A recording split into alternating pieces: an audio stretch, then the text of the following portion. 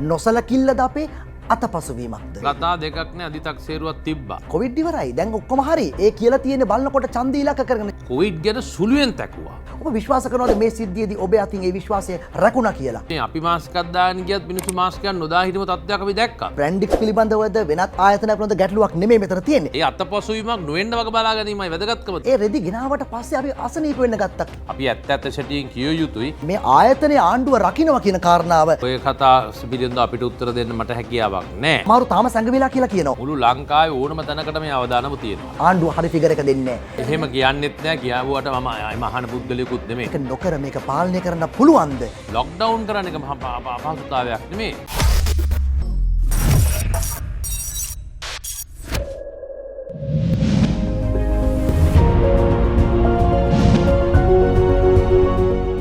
සාමාන්‍යයෙන් අපේ කියමනක් තිබෙනවා සෑම ජයග්‍රහණයක්ම කිසියම් ආකාරයක ආපසු හැරවිය හැකි. සමහරක් වෙලාවට ඒක අතපසුවීමක් වෙන්න පුළුවන්, පාලනය කරන්න බැරි හේතුවක් වෙන්න පුළුවන්, නොසලකිල්ලක් වෙන්න පුළුවන්, විවිධාකාරයේ හේතුන් ඒ සඳහා තියෙන වෙන්නට පුළුවන්.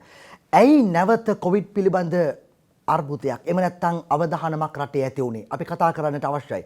අපි සඳහා පැමිණියේ ශ්‍රී ලංකාවේ යුද හමුදාවේ යුද හමුදාපතිතුමා, ඒකාබද්ධ මාන්ලික ප්‍රධානී, ඒ වගේම මේ COVID-19 පිළිබඳ කාර්යසාධක බලකායේ ප්‍රධානියා ලුතිනන්ට් ජෙනරාල් ශවේන්ද්‍ර සිල්වා මැතිතුමා මුණ ගැහෙන්නට. මා කිව් කාරණා තුනෙන් හමුදාපතිතුමනි, කොවිඩ් පිළිබඳ කාර්යසාධක බලකායේ ප්‍රධානියා වශයෙන් ඔබ විශ්වාස කරන්නේ මොකක්ද? මේක නැවත ඇතිවීමේ හේතුව අපට පාලනය කළ නොහැකි ලෝක වසංගතයක්ද, නොසලකිල්ලද අපේ අතපසුවීමක්ද? නෑ, මේක නොසලකිල්ලම කියන්න පුළුවන්. අතපසුවීම කියන දෙකම පාවිච්චි කරන්න පුළුවන්. හේතු කාරණා අපි සැලකිල්ලට ගත්තන් පස්සේ අනිවාර්යයෙන්ම පාලනය කරන්න පුළුවන් කියන එකත් කියන්න පුළුවන්. ජනාධිපතිවරයා අපි දැක තිබෙන දෙයක් තමයි මේ තනතුරට ආවට පස්සේ ඔහු විශ්වාසය තබා තිබෙන ප්‍රධානම චරිතයක් ඔබ. මම දැක්ක සමහර කමෙන්ට් වල දාලා තියෙන ඔහු කොහේ ගියත් මම ශවේන්ද්‍රව ගන්න. දැන් මේ ඊයේ පෙරේද මීටියේ මම ශවේන්ද්‍රට කියලා තියෙනවා.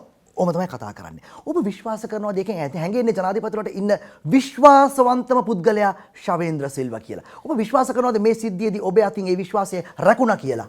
ඔව්, අනිවාර්යයෙන්ම. බාර දුන්න ඩියුටිය ඉටු වුණා කියලා විශ්වාස කරනවා. මට ලබා දුන්න ඩියුටිය ආකාරයෙන් ඉෂ්ට සිද්ධ වුණා. ඒත් එක්කම ඉදිරියටත් මා ජීවත් වෙන්න උතුරු මම තනතුරේ ඉන්න උතුරු එතුමා ලබා දෙන ඒ උපදෙස් වලට අනුව ඔහු බලාපොරොත්තු වෙන රාජකාරිය මගෙන් බලාපොරොත්තු වෙන රාජකාරිය මම උපරිමයෙන් කියන්නේ මම 100%ක් ඉෂ්ට කරනවාමයි. මම දන්නවා පෞද්ගලිකව සමහර වෙලාවට ඔබ සාමාන්‍ය විවේකයක් අරගෙන තියෙන රාත්‍රියට නිදියගෙන තියෙන පැය 2-3ක් විතර තමයි මේ කාල පරිච්ඡේදය ඇතුළත. ඒතර මේ තරම් මහන්සියක් දරලත්, මේ තරම් වෙහෙසක් දරලත් ඔබේ මූණ දැක්කම පවා අපිට පේනවා ඒ වෙහෙස. ඇයි අපිට ප්‍රතිඵලයක් ගන්න බැරි වුණේ? දේශපාලන අධිකාරියේ ජනාධිපතිතුමාට පහළායේගේ යම්කිසි නොසලකිල්ලක් අතපසුවීමක්ද? සෞඛ්‍ය බලධාරීන් මේක නිකන් සැහැල්ලුවට ගත්තද? මොකද්ද මේ අපිට ඇති වුණේ? මොකද ළඟම ඉන්දියාවේ මාස 7ට මිලියන 2යි ආසාදිතයෝ. දවස් 12ට මිලියන 5-6ට දක්වා ඉහළ ගියා. අපිට මීට වඩා පරිස්සම් වෙන්න තිබුණා නේ හමුදාපතිතුමා. ඔව්, දැන් මේක ඇත්තටම ඇවිල්ලා යාන්ත්‍රණය සහ යාන්ත්‍රයේ ඉන්න බලධාරීන් සහ මහජනතාව අතර තියෙන ගනුදෙනුවක් මේක. එතකොට මේක මහජනතාව පරිස්සම් වෙන්න ඕන. ලංකාවේ නෙමෙයි ලෝකේ ඕනම රටක ඕනම ක්‍රමවේදයක් හදන්න පුළුවන්. ඕනම රෙගුලාසි දාන්න පුළුවන්. නමුත් ඒ ඉන්න ජනතාව ඒකත් එක්කට හැඩගැහෙන්නේ නැති වුණොත් යම්කිසි ප්‍රශ්නයක් තිබෙනවා. මේක ඉතින් අනිවාර්යයෙන්ම කියන්න වෙන්නේ ජනතාව අපි ඔක්කොම හිටපු මේ සමාජයේ පසුගිය මාස දෙක තුනේ ඉතාමත් පැහැදිලිව පේන්න තියෙනවා ඇති කොහොමද ජනතාව මේ ජීවත් දැන් විපක්ෂයේ පාර්ලිමේන්තුවේදී කිව්වා බලධාරීන් කිව්වා සෞඛ්‍ය බලධාරීන් මේ ඇමතිවරිය ඇතුළුව කොවිඩ් ඉවරයි දැන් ඔක්කොම හරි ඒ කියලා තියෙන්නේ බලනකොට ඡන්ද ඉලක්ක කරගෙන ඡන්දේ තියන්න ඕන නිසා ඒ කිව්ව හින්දා අනේ ජනතාවත් අර මුඛාවරණ අයින් කළා සෝෂල් ඩිස්ටන්ස් පැත්තකට දැම්මා ජනතාවත් අහිංසකයිනේ ජනතාව හිතුවා දැන් ඉවරයි මේ තර්ජනයක් නැහැ ඉතින් එහෙමයි ජනතාව අපි කාටවත් මේ ජනතාවට වරදන ජනතාව තමයි ජයග්‍රහණය ලබා දුන්නේ ජනතාවගේ ක්‍රියාකාරකම් වලින් තමයි චමුදිත අපිට අනිකුත් ක්‍රියාකාරකම් සැලසුම් සහගතව ක්‍රියාවලියක් යෙදුවත් ඒ ජයග්‍රහණය ලබා දෙන ජනතාව හැසිරෙච්ච විදිය අනුවනේ ඒක ජයග්‍රහණය ලැබුවේ. ඉතින් එතනින් එහාට මේකේ මේ අවස්ථාවේදී ජයග්‍රහණයෙන් පස්සේ දැන් මේ අවස්ථාවේ ජනතාව කතා කරලා ජනතාවට වරදක් පටවනවා නෙමෙයි. නමුත් සමාජය තුලින් සමාජයේ ඒ කරන්න ඕන පිළිවෙත් අනුව ක්‍රියා නොකිරීම හේතු වෙන්නේ. ඒත් එක්ක තමයි සමහර තැන්වල තියෙන්න පුළුවන් මේ හා සම්බන්ධ කටයුතු කළපු පුද්ගලයුණුත් ඒක වෙන්න පුළුවන් පෞද්ගලික වෙන්න පුළුවන් රජය වෙන්න පුළුවන් ඕනම තැනක පුද්ගලයුණුත් එයා සමදිව කරපු නැති දෙයක් තිබෙනවා නම් ඒවත් මේකට එකතු වෙන්නේ නැති. ඔබ විශ්වාස කරන විදියට ඔබ හිතන්නේ නැද්ද යුද හමුදාපතිතුමා අපි අධි 탁සේරුවක හිටියා කියලා? ඒ කියන්නේ අපි ඕවර් එස්ටිමේට් එක ලෝකයේ හොඳම දෙවෙනි රට කොවිඩ් මර්ධනය සම්බන්ධයෙන් ලෝකයේ හොඳම දේශපාලන නායකත්වය අපේ ජනාධිපතිතුමා මේ තත්ත්වය තුළ අපි කිසියම් අධි 탁සේරුවක හිටීමත් එක හේතුවක් නෙමෙයිද? දෙකක් නෑ අධි 탁සේරුවක් තිබ්බා. අධි 탁සේරුව තිබ්බේ අපි දින 50ක් වැනි කෙටි කාලයක් තුළ මේ කොවිඩ් මේ සමාජයෙන් බැහැර කර ගැනීමට අපි ප්‍රථම අවස්ථාවේ හැකියාවක් ලැබුණා.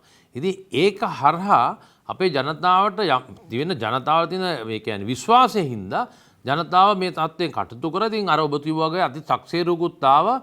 මේ කවුරුත් නැහැයි කියලා හිතුවා. අපි මේ ටීවී වල අරවා මේ ඇවිල්ලා කතා කර පුලා හැමදාම කිව්වා මේක හරියන වැඩක් නෙමෙයි. රටේ කොවිඩ් ඉන්නවා ස්පිතාලවල ඒකෙන් යම්කිසි අපි කිව්වා හෝටලයකින් ස්පිතාලෙකින් යම්කිසි අතපසුවීමක් වුණොත් මේක ඉතාමත් බරපතල තත්ත්වයක් කියන එක මේක එන්නේ ඉස්සලා නාලිකාවල පස්සට ගිහලා බලුවොත් මේවා තිබ්බා. නමුත් මේ මොන කතා කරත් මම කියන්නේ ජනතාව හැසිරෙන ආකාරයට තමයි මේක පාලනය කරනවද පාලනය වෙනවද නැත්නම් මර්ධනය කරනවද කියන එක කියන්නේ. අපිට මීට වඩා කිසියම් දැන් ඔබ ඔබේ කාර්යභාරය ඉටු කළා. නමුත් මේක ටීම් එකක නායකයා ඔබ. දැන් මේ විදිහට මේ 58 වන සේනාංකයට අනදීලා යුද්ධයේ අවසන් අදියරට ගෙනාවා වගේ මෙතන මොකක්ද උනේ? මම නැවත එක දෙයක් අහනවා. මොකද ජනාධිපතිවරයා බලයට පත් වෙලා තව මාසෙකින් අවුරුද්දයි. ඔහුට හරියාකාරව යමක් කරන්න අවස්ථාවක් ලැබුණේ නැහැ. මොකද කාල පරිච්ඡේදයෙන් 4න් 3ක්ම ගියේ මේ කොවිඩ් වලට. කරානම් කලේ මේ කොවිඩ් සම්බන්ධව. දැන් ඒ කාරණාවත් ගැටලු සහගත තත්වයකට ඇවිල්ලා තියෙන්නේ. ඇයි අපිට කිසියම් සාර්ථකත්වයකට ඒමේදී මොකද්ද කොතනද ටර්නින් පොයින්ට් එක? වැරදුණු තැන කොතනද අපිට? වැරදුණු තැන කියන්නේ ඒක තමයි. ඔබ කිව්වා අධි 탁සේරු යටතේ මිනිස්සු අපගේ ජනතාව හිතුවා මේක කොවිඩ් ආපහු එන්නෙම නැති වෙයි කියලා. ඒත් එක කොවිඩ් ගැන සුළුවෙන් තැකුවා. ඉතින් ඒක හින්දා ඔබ දකින්න නැති පසුගිය කාලේ හැසිරුණ විදිය කොච්චර කිව්වත් මේ අපි මාස්ක් එකක් දාගෙන ගියත් මිනිස්සු මාස්ක් එකක් නොදා හිටම තත්ත්වයක් අපි දැක්කා. ඉතින් ඒක හින්දා දැන් මේක වුණා. මේක වෙන්න හේතුව ඇත්තටම අවංකවම බැලුවොත් අපිටම දැන් කර්මාන්ත ශාලාවක් ගත්තත් වෙන ආයතනයක් ගත්තත් ඒවට කරගෙන යා යුතු ක්‍රමවේදයන් කියලා දීලා තිබෙනවානේ. ඉතින් ඒවා නැවත නැවතත් චෙක් කරේ නැත්නම් සමහරට ඒවා සුපර්වයිස් කරේ නැත්නම් ඒවා නිරීක්ෂණය කරේ නැත්නම් මේ තත්ත්වය ඇති වෙන්න පුළුවන්. ඒක හොඳටම මේ තත්ත්වෙදිත් හොඳටම පෙනී යනවා. මේ යුද හමුදාපතිතුමා අපි දෙන්න මේ කතා කරන වෙලාව ඒ කියන්නේ රටේ එක වරම බ්‍රැන්ඩික්ස් පොකුරක් ඇති වුණා. අනෙක් පැත්තෙන් කටුනායක යම් ක්‍රමාණයක් ඇති වෙමින් යන බව පේනවා. අපි දෙන්න කතා කරන මේ වෙලාව කිසියම් රටේ තීරණාත්මක හැරවුමක නේද අපි දෙදෙනා ඉන්නේ. අපි ඇත්තම කතා කර ඔබ වචනයක් භාවිතා කරා තීරණාත්මක මොහොතක් කියලා. ඔව්. ඒ තීරණාත්මක මොහොත ඔබ කියන පැත්තයි මම තව කතා කරන පැත්තයි දෙකක් තියෙනවා. ඔබ තීරණාත්මක පැත්ත කියන්නේ සෞඛ්‍ය පැත්තේ. සෞඛ්‍ය පැත්තෙන් මේක තව දුරටත් පැතිරී ගියොත් එහෙම සෞඛ්‍යමය විශාල ගැටලුවක් වෙන්න පුළුවන්. ඒත් එක්කම තීරණාත්මක පැත්තක් තමයි ඔබ දන්නවද මේ ඔබ කතා කරන ඇඟලුම් කම්මාන්ත ශාලා රටේ කර්මාන්ත ශාලාවල මේ කියන ආකාරයේ මුළු රටම වැහුවොත් එහෙම ඒ කර්මාන්ත ශාලාව හරහා රටේ ආර්ථිකයට බලපාන තීරණාත්මක පැත්තකුත්. ඉතින් ඒකින්ද මේ ඔබගේ වචනේ තීරණාත්මක පැත්තේ පැතිකඩ දෙකක් තිබෙනවා. එකක් සෞඛ්‍ය පැත්තෙන් අනිත් පැත්ත ආර්ථිකමය පැත්තෙන්. මේ දෙකම ඉතාමත්ම වැදගත් දෙකක් කියලා මතක තියාගන්න. පැහැදිලිව ලංකාවේ ආර්ථික ආදායම අපරායන ආදායම 44ක් ලබා දෙන්නේ මේ ඇමරිකන් ඩොලර් බිලියන 5.6ක් ඇඟලුම් ශේෂ්ත්‍රයේ. ඒ නිසා බ්‍රැන්ඩික්ස් පිළිබඳවද වෙනත් ආයතනයක් පිළිබඳ ගැටලුවක් නෙමෙයි මෙතන තියෙන්නේ. හැබැයි මොකක්ද දැන් ඔබ මා දන්නවා අද සාකච්ඡා කළා මේ ඇඟලුම් කම්හල් හිමියන් සමග පවා සාකච්ඡාවක් පැවැත්තුවා. මෙතන ඔවුන්ගේ පවා මේ සෞඛ්‍ය පිළිබඳව තියෙන නිර්දේශ යම්කිසි ආකාරයක සරලව ගැනීමක් නේද? ඒ හරහා නේද නොසලකිල්ල නේද මෙතන ඇති උනේ පොඩ්ඩක් වැඩි අපි කියන වැඩි වේට් එකක් දුන්නේ නැහැ මේ කාරණාවට. ඒක තමයි මම ඔබ කිව්ව කාරණා දෙකක් නොසලකිල්ල සහ ඔබතුමා පළවෙනිම කිව්ව කතා දෙකක් කිව්වා. අතපසුවීම. ඉතින් නොසලකිල්ල කියන එක කියන්න පුළුවන් නැති වෙන්න බෑනේ. නොසලකිලිමත්කමක් තිබ්බේ නැත්තම් යම්කිසි ආකාරයකට හරි එසේ නොවුණා නම් මේ තත්ත්වය ඇති නොවෙන්න තිබ්බා. ඒ තත්ත්වයත් එක්ක තමයි අතපසුවීමකුත් තිබෙනවා මේ කට්ටියගේ. ඉතින් ඒ දෙකම එකතු වෙලා තමයි නැවතවතාවක් කියන්න දෙන්නේ මේ ආයතන කෙසේ වෙතත් මේ ආයතන ඔවුන් බලන්නේ ඔබ දන්නවා ඇති මේ රටේ ලෝකයේත් එක්ක බැලුවම හොඳම අවස්ථාවක් ලංකාවේ අපනයන ශේෂ්ත්‍රයට හම්බුන වෙන රටවල් වහලා තියෙද්දී අපේ රටට ඒවා ගලාගෙන ආපු තත්ත්වකුත් තිබ්බා. ඒක හොඳ ප්‍රවණතාවයක්. රටට වැදගත් එකක්. නමුත් ඒ සමහරලාට ඔවුත් ඔවුන්ගේ ටාගට්ස් ඇචීව් කරන්න සෑහෙන උත්සාහයක් දරන්න ඇති. ඉතින් ඒකෙදි වෙච්ච අතපසුවීමක් කොයි වෙලාවක වෙන්නත් පුළුවන්. ඒ අතපසුවීමක් නොවෙන්න වගේ බලා ගැනීමයි වැදගත්කම තිබෙන්නේ. යුද හමුදාපතිතුමා දැන් මේ මොහොත වන විට අපි ගැටලුවක හිටියා මේ රෝගය පැතිරුණේ අර ප්‍රදීපිකා කියන කාන්තාවගෙන්ද එහෙම නැත්නම් ඇය පළවෙනි ආස්වාදිතයා නොවෙන්න පුළුවන් කියලා. මූලාශ්‍රය පිළිබඳ ගැටලුවක්. තාමත් අපිට මූලාශ්‍රය පිළිබඳ ගැටලුවක් තිබෙනවද? මූලාශ්‍රය ගැටලුවක් තියෙනවා. මොකද ඔබ තේරෙන්නේ නැති මේ ඇය නෙමෙයි කියන එක අපි පළවෙනි දවසේම දැනගත්තා. ඒකයි අපි හඹා ගිහලා 101ක් ඊළඟ දවස් හොයාගෙන තව 700ක් ඊළඟ දවස් හොයාගත්තේ. ඒක අපිට හොඳ දැනුමක් තිබෙනවා. නමුත් 800ක මූලාශ්‍රය සොයනවා කියන එක ඉතාමත් අපහසු කාර්යයක් මේ වෙලාවේ. එක දිනයක 800ක් ආවම. අනිත් එකේ මූලාශ්‍රය සොයන 800 ඇතුළේ ඉන්නෙත් රෝහලක ඇතුළේ ඉන්න දැන්. ඉතින් ඉතාමත් පහසු නැහැ එක්කෙනෙක් දෙන්නෙක්ගෙන් හොයාගන්නවා වගේ නෙමෙයි. නමුත් අපි මේ අවස්ථාවේ මූලාශ්‍රය සොයන අතරේ අපේ වැඩියෙන්ම මේ හිත යොමු කරලා තිබෙන්නේ පළවෙනි දෙවෙනි සහ අනිකුත් ඉස්සරහට වෙන්න පුළුවන් කන්ටැක්ට්ස් වලින් යන්න පුළුවන් මේක මඩ පැවැත්වීම වෙනුවෙන් තමයි අපේ සියලුම ශක්තිය යොදවන්නේ. ඇය කියන්නේ ඇය ආසාදිත බවට පත් වෙන සාමාන්‍ය උණ තත්ත්වයට පත් වෙන සැප්තැම්බර් 27 28 විතර.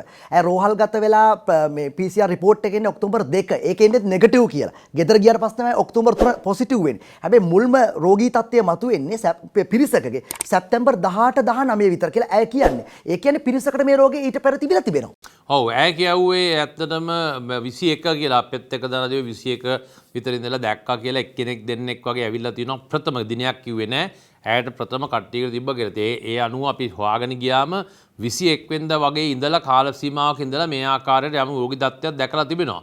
ඒක හරි. නමුත් ඉතින් මේ අවස්ථාවේ එක් පුද්ගලයෙක් කියන කතාවෙන් පමණක් අපි ආය හැකිද නැත්නම් මේ සම්බන්ධව හොඳ පරීක්ෂණයක් කරලා ඇත්ත තත්ත්වය හොයා ගැනීම වැදගත් කියන එක වටිනවා. මේ ආයතනය කිසියම් ප්‍රකාශයක් කළා විශාඛපට්නම් ෆැක්ටරි එක සම්බන්ධ එහෙන් මේ කිසිම මේ අමුද්‍රව්‍යයක් රෙදි ගෙන ආවේ නැහැ කියලා. හැබැයි මේ අය මේ සතියන්ත පුවත්පතකට කියනවා රෙදි ගෙනාවා. අපි මාස් නෙමෙයි මැහුවේ ටී-ෂර්ට්. ඒ ගෙනාවේ විශාඛපට්නම් ෆැක්ටරි එකේ. ඒ රෙදි ගෙනාවට පස්සේ අපි අසනීප වෙන්න ගත්තා. ක්ලාන්තය වමනය කැස්සෙන්න ගත්තා. අපි හිතුවා රෙදි වල තුන ඩස්ට් එක නිසා කියලා. මේවයින් කිසියම් ආකාරයක දැන් අර අපි කියන පරස්පරයි මේ ප්‍රකාශ ආයතනය සහ මේ සේවිකාවන් කියන මේ රෙදිවලුත් කිසියම් ආකාරයක ගැටලුවක් ඇති වෙන්න පුළුවන් නේ. හැබැයි මෙහෙමයි රෙදිවල කිව්වම වෛද්‍යවරයෙක්ට මට වැඩි හොඳට කියන්න පුළුවන් වෙයි. කිසිම රෙදි වර්ගයක් මෙහාට ගෙනලා පැය 48ක් වැනි කාලයකට අඩු කාලයකින් මේ ස්ථානයට ගෙනපු බවක් අපිට පෙනී යන්නේ නැහැ. නමුත් මේවට පරීක්ෂණ කරයි. නමුත් මම දන්න විදිහට අදට අපි දන්න කරුණු කාරණාවලට අනුව මෙම විශාඛපට්නම් වලින් ගෙනාපු රෙදි මේ කර්මාන්තව මේ කියන කර්මාන්ත ශාලාවේ පාවිච්චි නොකර බවටයි ඒ කර්මාන්ත ශාලාවේ ප්‍රධානියා අයිතිකරුවා මා වෙත පවසා තිබේ. මේ ගැන අපි හොයලා බලද්දී පවසලා තිබ්බේ ඒ කිසිම රෙද්දක් මේ ස්ථානට ගිහලා නැහැ. රෙදි ගෙනලා තිනවා කටි වෙනත් ආයතන. මෙතන දැන් එහෙම කතා කරන්න ගියොත් මෙතන තව දෙයක් තියෙනවා. ඉන්දියාවේ රෙදි ගේන මේ කායතනයක විතර නෙමෙයි ලංකාවේ බොහෝම ඇඟලුම් කර්මාන්ත ශාලාවලට රෙදි ගෙනාවා. එහෙනම් ඒ රෙදි ඔක්කොමගෙන් ඇවිල්ලා මේ තත්ත්වයක් ඇති වුණාද? ඉතින් මේ රෙද්ද සම්බන්ධයෙන් විතරක් මේක අපිට ගොනු කිරීමට හැකියාවක්. මහජන සෞඛ්‍ය පරීක්ෂකවරු කියනවා දැන් මේ ආයතනයේ ඉන්දියාවෙන් සිට ලංකාවට ආපු සේවකයෝ විශාඛපට්නම් ඉඳලා ජූනි මාසේ කණ්ඩායමක් වෙලා තිනවා. අගෝස්තු මාසේ අන්තිමට ආවේ සැප්තැම්බර් 22. 48 දෙනෙක්ගෙන් යුත් කණ්ඩායමක්. මම හිතන්නේ මේ කණ්ඩායමේ එක පුද්ගලයෙක් තමයි මීට පෙර දෙවනි අගෝස්තු මාසේ මේ ආසාදිත වෙලා තිබුණේ. ඔවුන් කියනවා කොස්ගොඩ ෂෙරටන් හෝටලේ නේද මේ අය ෂෙරටන් හෝටලේ බ්ලූ වෝටර්ස් වාද්දුව මේ අය මේ නිරෝධායනය උනේ. පළමු සති දෙකකින් පස්සේ ස්වයං නිරෝධායනය වෙන අය තාමත් ස්වයං නිරෝධායනය වෙන්න ඕනේ හමුදාපත්තුව ඔක්තෝබර් මාසේ 20 වෙනිදා ඉවර වෙන්න ඕනේ. PHI මහතුරු කියනවා සංගමය අපි මේක දන්නේ නැහැ. අපිට දැනුවත් කළේ නැහැ. කොහොමද එහෙම වෙන්නේ? ඒ අය අධීක්ෂණය නැතුව මේක මෙහෙමයි මේක ගත්තාම දැන් මේ 22 වෙනිදා ගුවන් යානේ කියන ගුවන් පළවෙනි එකේ ජූනි 25 ගුවන් යානේ මේ තත්ත්වය ඇති වෙන්න බෑනේ. ඒත් එකම අගෝස්තු මාසේ 8 වෙනිදා එකෙන් මේ වෙන්නත් බෑනේ. ගුවන් යානය මීට ඉස්සෙල්ලා පැහැදිලි කරලා තිනවා ලංකාවට ආවා. ඒ ගුවන් යානයෙන් ආපු සියලු දෙනාම හමුදාව විසින් ගෙනල්ලා ෂෙරටන් හෝටලේ කොස්ගොඩ ෂෙරටන් හෝටලේ දින 14ක් නිරෝධායනය කරා. ඒක අපිට සහතික වෙන්න පුළුවන්. එතනින් එහාට ඒ 6 වෙනිදා. එතකොට 6 වෙනිදා වෙද්දි මේ තත්ත්වය අවිල්ල ඉවරයි ලංකාවේ. ඉතින් ඒකින්ද ඒකයි අපි මේ කාටත් පැත්තක් ගැනීමක් නෙමෙයි. අපි ඇත්ත සැටියෙන් කිය යුතුයි. මේකට සම්බන්ධතාවයක් කිසිසේත් නැහැ. 22 වෙනිදා එක ගැන කිසිසේත් පිළිගන්න බෑ. 22 වෙනිදා කට්ටිය ගියේ වුණන් පස්සේ ඇවිල්ලා ගියේ 6 වෙනිදා යද්දි මේ තත්ත්වය ඇතිලි වෙරයි ලංකාවේ. මේ සමාජ මාධ්‍ය හරහා සහ විපක්ෂ කණ්ඩායම් බරපතල ලෙස මේ නිවේදන නිකුත් ක්‍රමයෙන් සඳහන් කරලා තියෙන කාරණා මේ ආයතනයේ ආණ්ඩුව රකින්නවා කියන කාරණාව මේ ආයතනයේ ආණ්ඩුව බලයටපත් කරන්න උදව් කරපු ආයතනයක් ඒ නිසා ඒ අයට ලොකු ආරක්ෂාවක් දිනනවා කියලා. මොකක්ද මේකේ සත්‍යතාවය? මෙහෙමයි මේක ආයතනය ඔය කතා පිළිබඳව අපිට උත්තර දෙන්න මට හැකියාවක් නැහැ.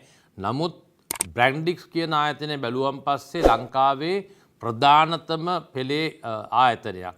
මේ ආයතනය ලංකාවට විශාල විදේශ විනිමයක් ගෙන ආයතනයක්. මේක පක්ෂපාත ભેදකින් තොරව.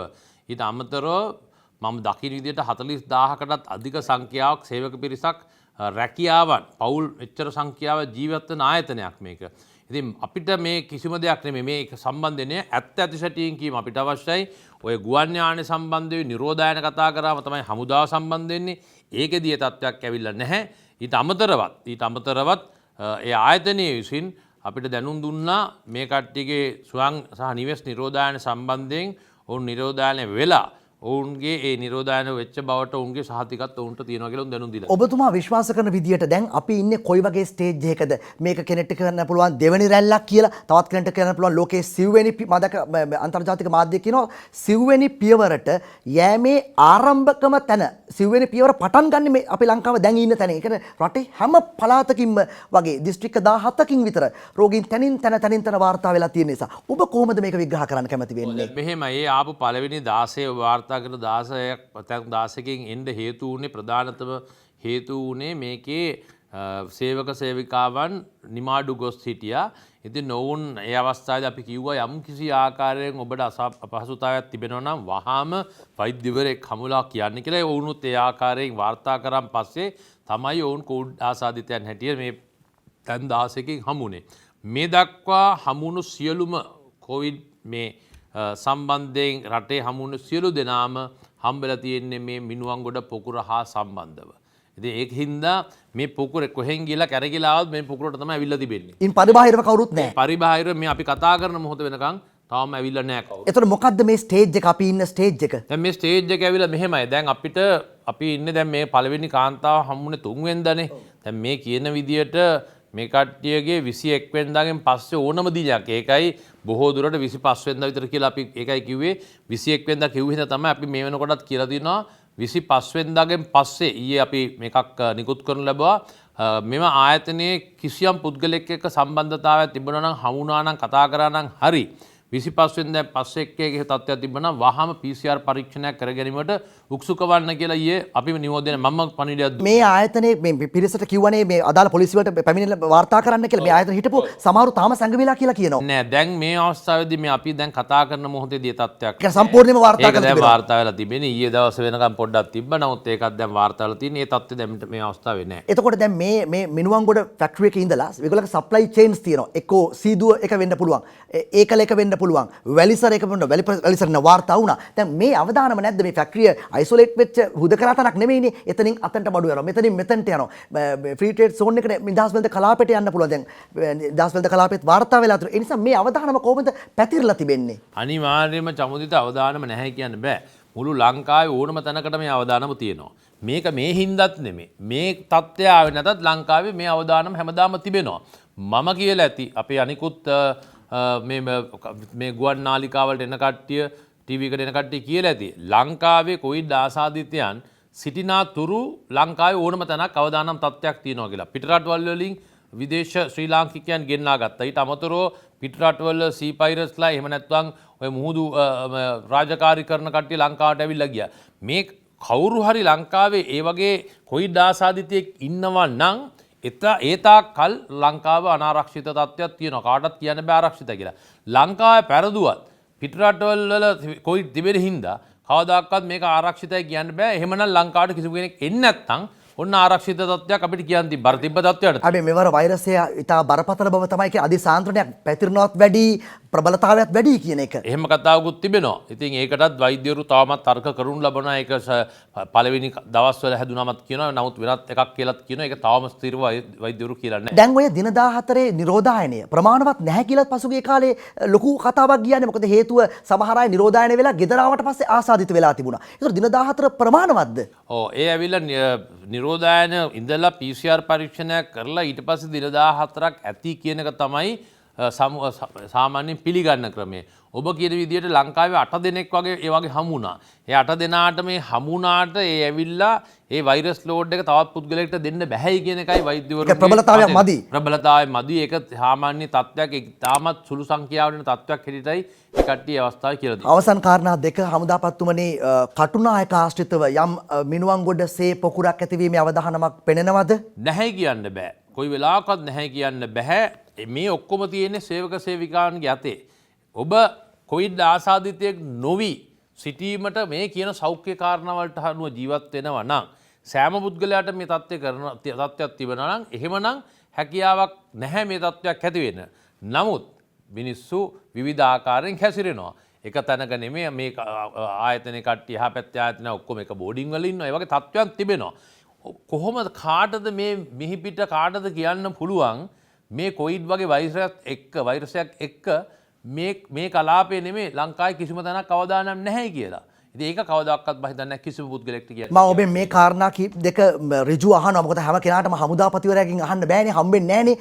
සමහර අය කීප දෙනෙක් හම්බුනාම කියන අහන දෙයක් තමයි ඔය දෙන දත්ත හරිද? හවසට එන 103ක් හම්බුනා කියන එක හරිද? නෑ නෑ. ඒක මීට වඩා වැඩි වෙන්න ඕන. ආණ්ඩුව හරි ෆිගර් එක දෙන්නේ නෑ. ඒගොල්ලෝ ඒක ස්ට්‍රෙස් මේවා කර දෙන්නේ, සෙන්සර් කර දෙන්නේ, කප දෙන්නේ. ඒක නෙමෙයි ඇත්ත ෆිගර් එක. ඔයිට වඩා වැඩි ඇත්ත සංඛ්‍යාලයකනේ. මොකක්ද හමුදාපත්තුව මේක තත්ත්වයේ ෆිගර් එක හරිද? කොවිඩ් මර්ධන කාර්යසාධක බලකායේ ක්‍රියාන්විත මධ්‍යස්ථානයේ ප්‍රධානියා විදියට ආරක්ෂක මාණ්ඩ ප්‍රධානියාවරයා වශයෙන්මුත් හමුදාපතිවරයා වශයෙන්මුත් 100% දෙන ගණන් ඇත්ත කියලා මට ඔබට කවුරුත් කියන්නේ නැහැ මේ ශවේන්ද්‍ර මේක අඩු කරලා කියමු අපි භාගෙට බෙද කියමු අද 100ක් කියමු හෙට 200ක් එහෙම කවුරුත් කියන්නේ නැහැ. කියන්නෙත් නැහැ. කියාවුවට මම එම අහන පුද්ගලයෙකුත් නෙමෙයි. මට තියෙන අනන්‍යතාවයක් තිබෙනවා. මම හමුදාපතිවරයා. රටේ හමුදාපතිවරයා කියන්නේ මම රටේ හමුදාවට වග කියන්න ඕනේ. රටේ ජනතාවට වග කියන්න ඕනේ. මට කියන්න කවුරුත් මං හිතන්නේ නැහැ මේ රටේ කවුරුත් මට කියයි කියලා මේවා කඩලා බෙදලා දෙන්න කියලා. ඒව කිව්වත් මම කරන පුද්ගලයෙකුත් නෙමෙයි. මම රටේ ජනතාව වෙනුවෙන් ඉන්න හමුදාපතිවරයා වශයෙන් කවදාකවත් මට ওই තත්ත්වයක් ඇති වෙන්න අවස්ථාවක් ඕනෙත් නැහැ. වෙන්නෙත් නැහැ. අපි දෙන ගණන් ඇවිල්ලා මම විතරක් නෙමෙයි වෛද්‍යවරුන් දෙන ගණන් මේවා කිසිම හංගලා හොර කරලා නැහැ. මේ ඇත්ත ඇතිසැටියෙන් දෙන ගණන්. හමුදාපත්තුමනේ ඇයි අපිට ලොක්ඩවුන් එකකට අපි යන්න පරක්කු මොකක් හරි ප්‍රශ්නයක්ද ලොක්ඩවුන් එකක් නොකර මේක කන්ට්‍රෝල් කරගන්න පුළුවන්ද? මෙහෙමයි ලොක්ඩවුන් එකක් කියන ඉතාමත් පහසු වචනයක්. දැන් ඔබතුමාට කිව්වාගේ මේ ලොක්ඩවුන් කරන එක අපහසුතාවයක් නෙමෙයි. එක වචනයක් අතිගරු ජනාධිපතිතුමා අග්‍රාමාත්‍යතුමා රජය කිව්වොත් වහන එක නෙමෙයි. නමුත් ඔබ දැක්ක මාස 3ක් කාලේ කී දෙනෙක් මේ රටේ රස්සා නැතුව කන්න බොන්න අපහසුතාවයෙන් පවුල්. අද අපිට ඔබ මේ ලොක්ඩවුන් කියන කතාව කියන වගේම අනික් කට්ටියත් කියන්නේ අපිට මේ පාර ලොක්ඩවුන් එකත් ගියොත් ආය අපිට නැගිටලා ඉවරයිමයි කියන කණ්ඩායමකුත් ඉන්නවා. නමුත් සෞඛ්‍ය වැදගත්. ඒ කතාව වැදගත්. ඉතින් ඒ හින්දා අපි මගේ ප්‍රශ්නේ සමාවෙන්න. මට හරි ලේසි ලොක්ඩවුන් කියන වචනේ කියන්න. ඔබ හරියටම හරි. මට නිකන් ඒක තවත් එක වචනයක් විතරයි. මේ නමුත් ඒක නොකර මේක පාලනය කරන්න පුළුවන්ද? නෑ පාලනය කරන්න නෙමෙයි උත්සාහ කරන්නේ. ඒකනේ ඔබ දකින්න නැති ආය එක බල ප්‍රදේශයක දෙවෙනි බල ප්‍රදේශ තුන්වෙනි බල ප්‍රදේශ සමහරට කියන්න පුළුවන් ඒකත් වැරදි කියලා කියන්න පුළුවන්. ඒක නෙමෙයි. මේ රට පවත්වාගෙන යමින් මේ සෞඛ්‍ය තත්ත්වය මර්ධනය කරන ක්‍රමවේදයකට තමයි මේ අවස්ථාවේ ඇවිල්ලා තියෙන්නේ. තවම මුළු රටක් ලොක්ඩවුන් කරන තත්ත්වයක් පෙනෙන්නේ නැති.